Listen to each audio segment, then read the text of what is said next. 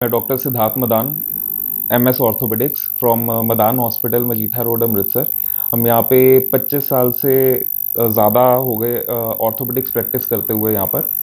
And आज world arthritis day हम celebrate कर रहे हैं। तो उसके अंदर देखा जाए तो आजकल मेजोरिटी ऑफ जो हमारी पॉपुलेशन है उसके अंदर आर्थराइटिस बहुत ज़्यादा कॉमन है, स्पेशली फीमेल्स के अंदर।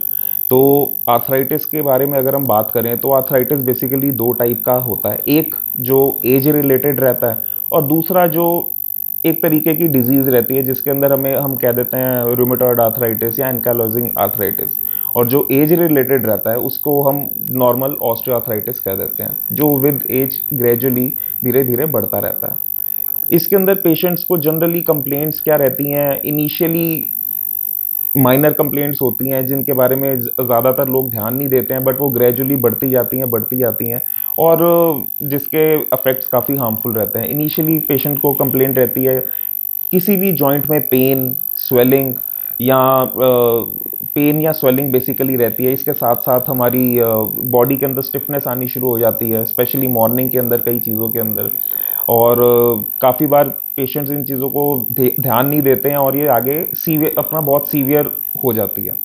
इसके अंदर अगर पेशेंट हमारे पास इनिशियली आ जाता है, उसका डायग्नोसिस हम जल्दी कर लेते हैं, तो ज़्यादा कुछ नहीं करना है इसके अंदर। हमें कुछ लाइफस्टाइल मॉडिफिकेशंस करनी है। आजकल मेडिसिन्स बहुत अच्छी आ गई हैं जिससे हम आर्थराइटिस को डिले कर सकते हैं, बल्कि अवॉइड भी कर सकते हैं।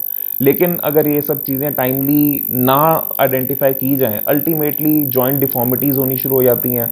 आपने देखा होगा लोगों के जॉइंट्स टेढ़े हो जाते हैं, चलने फिरने में प्रॉब्लम आती है, घुटने बाहर को निकल जाते हैं।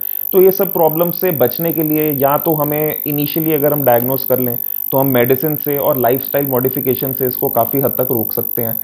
लेकिन अगर ये टाइमली डायग्नोस ना हो सके तो अल्टीमेटली फाइनली हमें एक जॉइंट रिप्लेसमेंट ही करना पड़ता है। जो हम जॉइंट रिप्लेसमेंट भी हम पिछले 25 साल से इस हॉस्पिटल में कर रहे हैं, लेकिन फिर भी हमारी कोशिश यही होती है कि जितने ज़्यादा से ज़्यादा पेशेंट्स को हम मेडिसिन से और लाइफस्टाइल मॉडिफिकेशन से ठीक कर लें, उनको इतने मेजर ऑपरेशन की ज़रूरत ही ना पड़े, तो उतना ही पेशेंट के लिए बेनिफिट है और ऑब्वियसली हमारे लिए भी है। Thank you.